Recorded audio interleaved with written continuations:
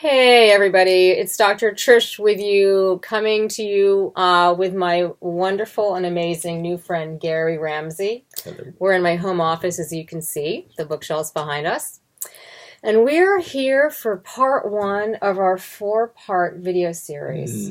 Wow. It's a video series in which Gary is going to share with us his amazing story of healing from a cancer diagnosis that he could die at any minute. That he could die at any minute. Yes. And I've come to know Gary and his story, and I think it's a story that it's really worth hearing and being inspired by, and I think that we could all learn from it in terms of living a life of fearlessness and how that can affect our healing on all levels, not to mention how it affected his healing of cancer, right?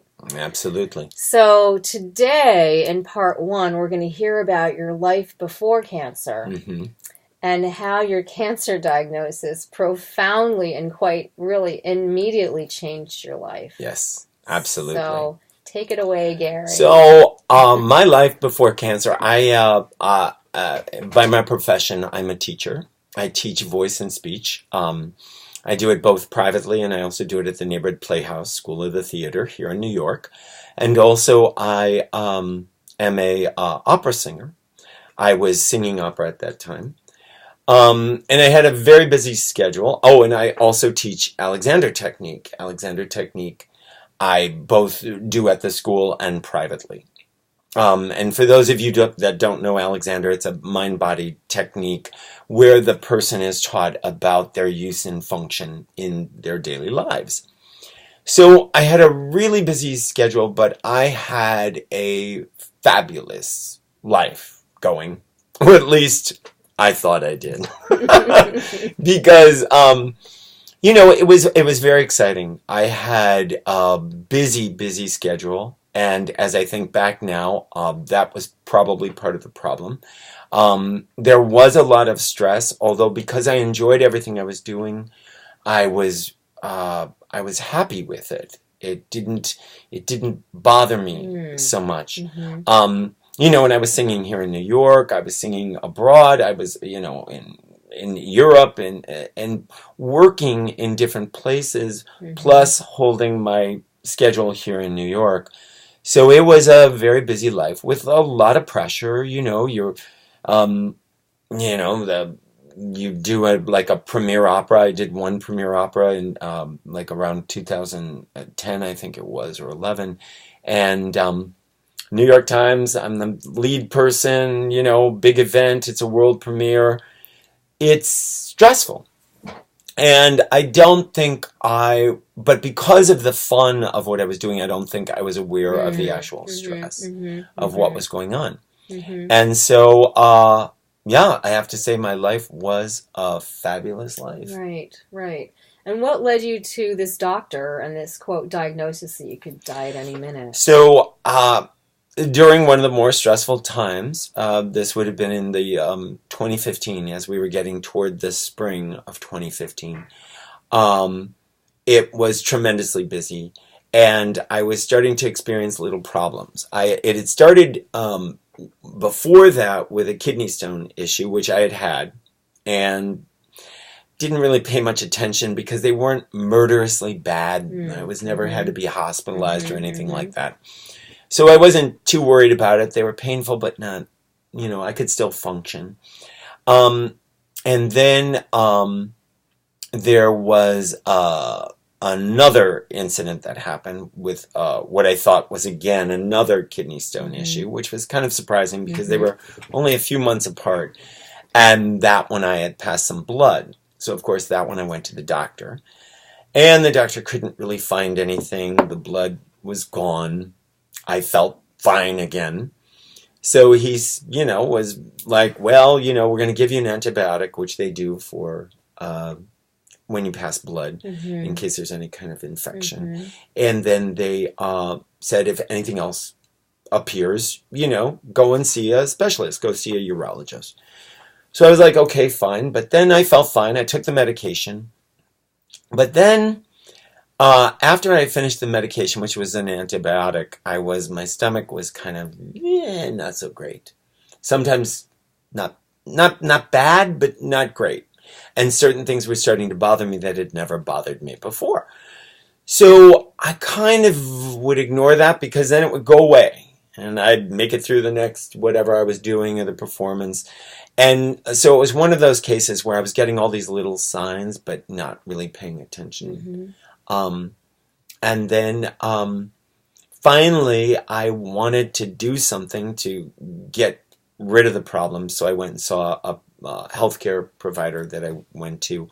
They advised me to, oddly enough, cut out all processed sugar out of my diet to kind of spin my stomach back around because I was still thinking it was kind of a stomach problem.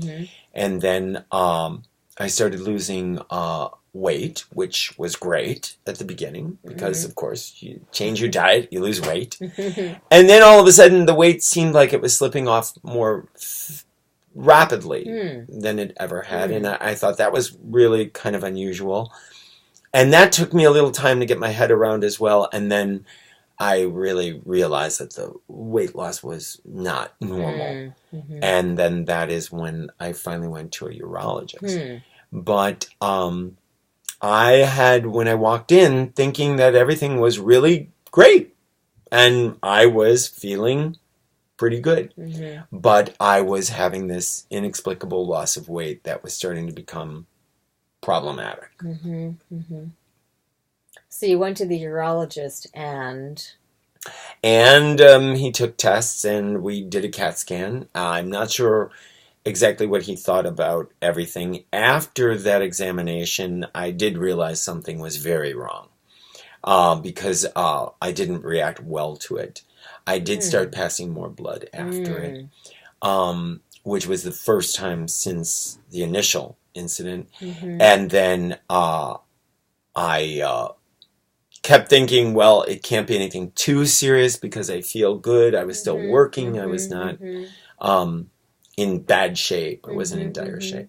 But then I did indeed walk into the his office, and he said, I have to tell you, you could die at any minute. And unfortunately, there's not a lot we can do for you.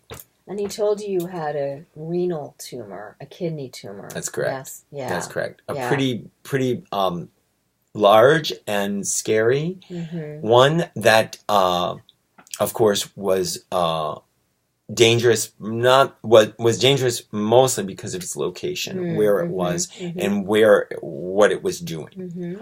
And so was the diagnosis. Right. And he said you could die at any minute because I could die at any minute because of where it was placed and how dangerous it was. It was threatening to cause what I thought was an aneurysm, but it may have been, he may have said an embolism, but whatever it was, that I would, it could, very likely, the tumor could crack off, go straight to my heart, and cause me to die within, he said, 6 to 10 minutes. Wow. Yes. Wow. And that was my diagnosis. Yeah, so this is interesting. Can I just share a little bit from all that you shared? Sure.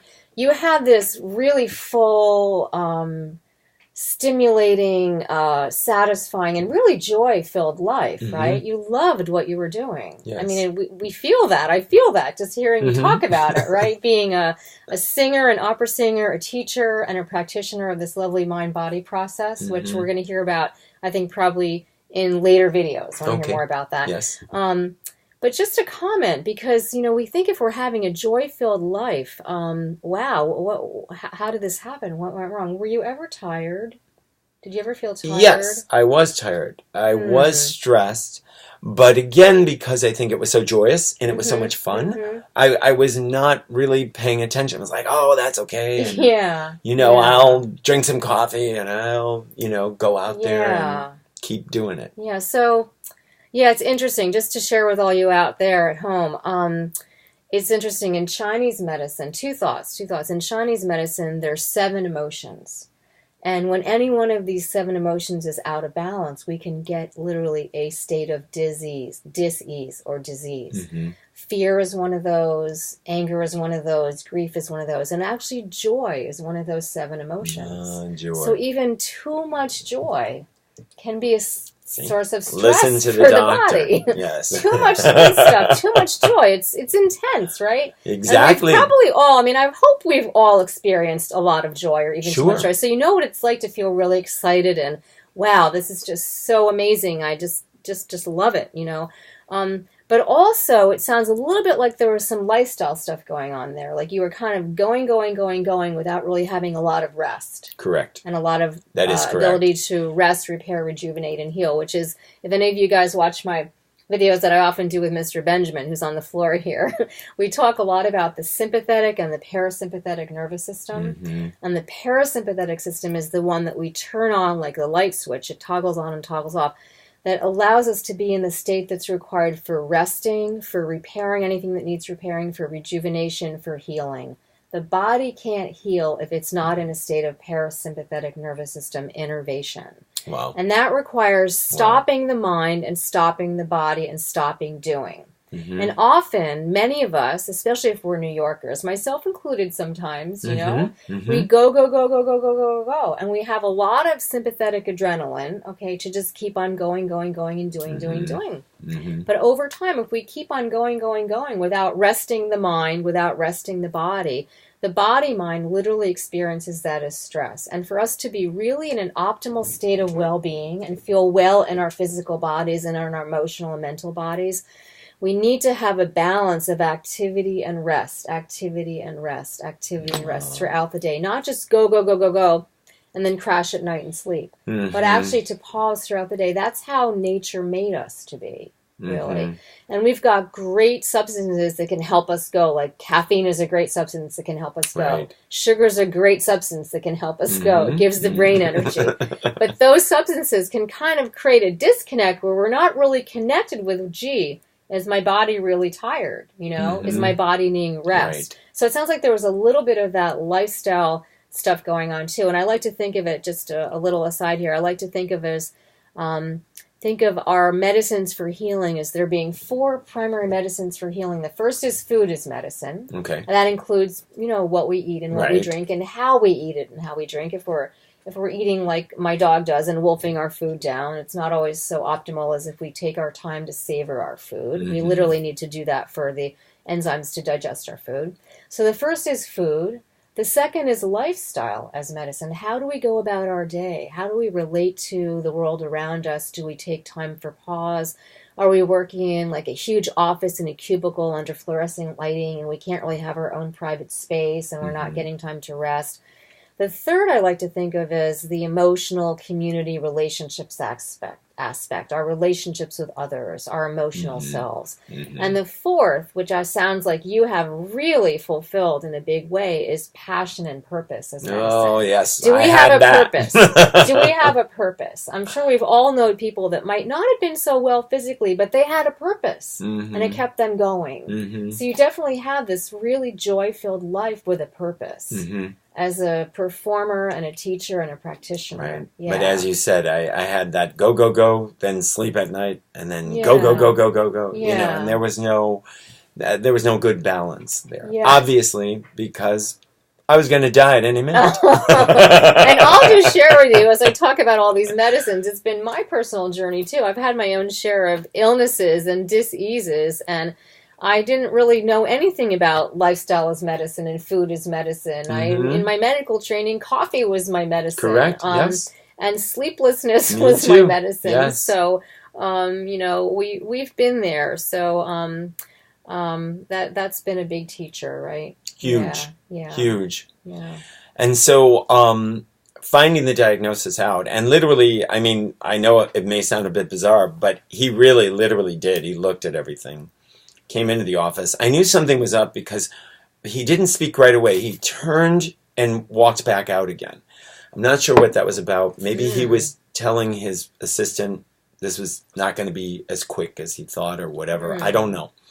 But then he came back in, he looked again, and then he turned and he said, "You can die at any minute." And of course, I was like, how is that possible? Like, I couldn't even believe the diagnosis. I couldn't get it in my head. I even wrote a book about my experience. Bliss, one hero's yes, journey. it's called Bliss, One Hero's Note Journey. that. And you'll know why in a second. More about You'll know why in a second. But it just, I couldn't fathom it. I couldn't fathom how any human being could say that. And let alone a physician, right? Let alone a physician. And then he went on to explain. Maybe a rabbi or a preacher, right? Maybe. Or a psychic. Right. But he then went on to explain. And when he explained it, it was a really good explanation. And basically, again, he had mentioned, I think I mentioned before, the tumor was in the worst possible place it could be. I found out that there are deadly tumors in cancer, that where the cancer is not as deadly as the tumor itself. And I had one of the big ones. It was extremely large. It was extremely fragile. It was a branching tumor. And he explained that this thing is more deadly than the cancer. As a matter of fact, he said, cancer is the least of your problems right now. That's exactly how he stated it. And then he said, frankly, I'm surprised you're still doing well. And I don't think you have a long time to really live. And I couldn't get my head around it. I kept saying, well, is there anything I can do or not do? He said, no, it doesn't matter what you do. He said, you could be sound asleep and this thing can crack off. Once it cracks, he said, you're going to be dead within 6 to 10 minutes. You'll never know. He said, you'll have a little problem breathing just before you go unconscious. And so I was in shock because I just didn't, these are things you read about or hear about in movies or books or something that, the turning point, it's not like my life. It's just somebody else's. And he was very concerned and he wanted me to he said, you've got to get your affairs in order. You've got to talk to somebody. He said, right now it's just you, me, and the people that did these tests, and they don't know you. He said, so you have got to take care of this, like, immediately. And I think he was afraid I was going to go home and die, and nobody would even know I was in there. He was very concerned, and I think also shocked a bit himself. I mean, that was the impression I got.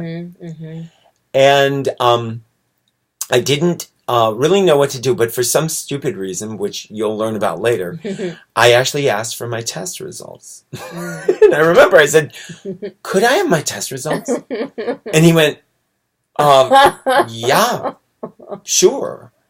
And he was kind of baffled, like, what are you going to need these for? It was late in the afternoon. What are you going to need these for if you're going to die in a minute? Right, if you're going to die in a minute. And my only two options, by the way, he did say the only hope was to operate and remove the tumor safely. He said, I think the chances of them removing it safely are very slim.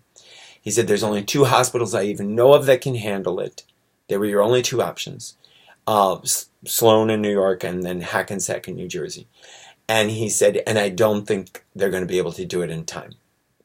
That was his opinion. And then, but anyway, he handed me these medical reports. Like, they were magically in my hand. And even when I got them, I thought, what am I going to do with this? But I felt better having them. Something about it made me feel better that I have them. And then he was very kind. He wrote a couple of recommendations of potential surgeons that he knew that at least could contact other surgeons who would be capable of doing this surgery. He said, because it's not a simple nephrectomy. And then I left. And I walked out that door. And when I walked out that door, I was so relieved to be out of there, I can't even express it. Wow. So, tell me, we want to hear a little bit more about how your life changed. You write in the book, and you've told me in person what your life was before. We heard a little bit about what your life was before this diagnosis, but how did this diagnosis change your life? And it seems like it really almost instantaneously changed your life. It did, right there. I mean, when I walked out that door, I did not feel like the person I was previously. Mm. It was a beautiful day. It was toward the end of August, and it was a beautiful breeze. One of those perfect summer days. Not too hot, beautiful breeze, but not too cold, and sunny and bright still. And I walked to this little park, and the wind was blowing through the trees, and there were all these people walking around and little kids playing in this little place they had for kids. And I went into a state of what I will call, and did call my book, bliss. I just completely blissed out. It was almost as though this horrific, horrible news had just taken everything out of me, just like emptied me. I was just this vessel of just bliss, just filled with it. And I just sat there thinking, wow, look at everything. And I don't even know how long I was really there. But all of a sudden, I saw all these people and these kids playing, and I saw all this stuff, and I thought, wait a minute, look at all these people. And then people driving, there were cars driving by. And I thought, wow, anyone here could die at any minute. And anybody right now could have an accident. One of those kids could run into the street. Somebody could have a heart problem they don't know about. Just like me, I was walking around with this problem, didn't know it. And that was just exhilarating. It was like, wow, we all could have died at any minute. Everybody can die at any minute. And now I'm walking around with proof, and I've been told that, yep, you're next. And I thought, how funny this is, that it's always been that way, but now I'm living it. And here I am with that. And that was an extraordinary, uplifting thought. And then next came to mind a woman that I had spoken to Dr. Trish about, with Anita Moorjani, who was a woman who wrote a fabulous book called Dying to Be Me, that I had read. I'd been a big fan of hers. As a matter of fact, she did the endorsement for my book. And in it, she was, those of you that don't know her, was a woman that was dying of stage 4. Is it called stage 4B? I think that's stage 4. I think that's how it's classified. Stage 4B lymphoma. And she was at the end of it. She was on her deathbed. And she had a near-death experience in a coma, while in a coma, with them expecting her to die at any minute, and came out of the coma. And not only was she survived, but her cancer disappeared while in a Hong Kong cancer hospital. Completely disappeared. And she has been spreading the word these past 11 years, 12 years, about her journey. Right. And she came to mind, and I thought, well, if that happened to her, maybe there's something out there for me. I mean, I'm not in a coma, and I'm certainly not dead. And I thought, maybe there's more here than what I actually think there is. And that was equally as uplifting. That was as equally uplifting. So it sounds like you had a kind of epiphany. Yes. That this diagnosis brought you after leaving the office, right? Absolutely. And it seemed like this epiphany just took you to a place of fearlessness. Total. Fearlessness. Total. And fearlessness of dying. Yes. And again, not fearlessness like I'm super strong, I will get through anything, but just a sense of I no longer had. It just took away any anxiety, any tensions, any. It just took it away, and it made me open, vulnerable, and embracing of all that was going on. Wow, I love what you just said. Open, vulnerable, and embracing. Because to me, that sounds really like we're surrendering to what is. We're accepting whatever is. We're accepting it. We're not fighting it. We're not fearful of it. We're just allowing it to be. Yes. So you were really essentially allowing to be whatever was going to happen, including dying. Correct. Right? Correct. And just a little mention about fear and the power of fear, right? To make us sick. Oh, and to keep us sick and to even kill us. absolutely. You know, I've been a student of Western medicine and a practitioner. Obviously, I've also been a patient, and I can't more powerfully speak to the potency of fear and how we harborize illness in my profession. We talk about illness as bad. We talk about dying and death as bad, when in fact, really, they're just parts of life, right? They're aspects of being human.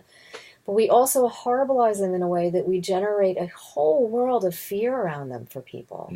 I've been feared when I've had issues health-wise and I've had to be a, quote, patient. And I've seen people be feared into getting sicker and even into dying because of the environment that creates this this fear around ill health and dying. Yes. So you actually were completely free of that. You had this big, I remember the pathology report because I've read all of your records, this over 7 centimeter in one diameter, which Monster. is large in the kidney. This huge tumor in your kidney, and you're told you could die at any moment, any minute, right? Any minute. Yet you were able to somehow have this amazing realization that, well, you know what? No matter what happens, everything's okay. And just to reiterate that fear literally creates physiologic stress in the body. The emotion of fear, if held in the body, the emotion of anxiety, if held in the body and not allowed to process and shift, literally can make us sick, keep us sick, and hasten any dis-ease to worsening. And the corollary is true. We can be fearless and we can create a state of healing and rejuvenation in the body, right? Absolutely. Yeah. So I think the blessing was that the grimness of the diagnosis helped to get me to that state. I felt like when I left the office, there was no hope. And was even kind of mad at myself for asking for the records. But it then produced this unbelievable state. And again, I was transformed and thought, I mean, it was almost ridiculous because I was just like, wow. And everything was just so beautiful all of a sudden. And everything was like so vibrant. And I felt so much more alive. And I thought, wow, I'm dying, and I feel so great. And so it didn't really scare me at all.